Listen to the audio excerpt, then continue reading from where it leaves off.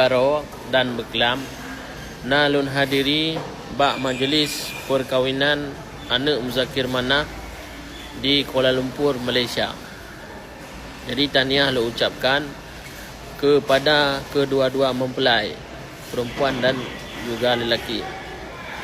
Selamat pengantin baru.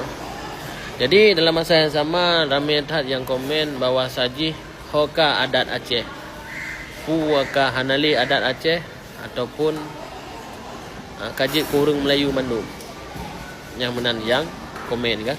Jadi untuk perjelas suronyo bahawa saji anak Muzakir Manafnyo adalah siro rakyat Malaysia yang lahir di Malaysia, yang menetap di Malaysia, dan uring si inang ji adalah uring Malaysia.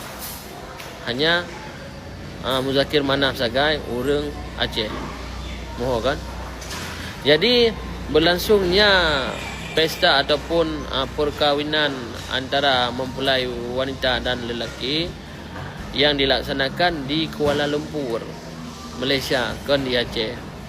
Jadi lo rasa sah-sah saja uringan ge pakai baju adat Melayu.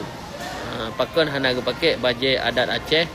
Nyan lo rasa atuh permintaan droi pengantin lebih selesai pakai baju adat urang Melayu.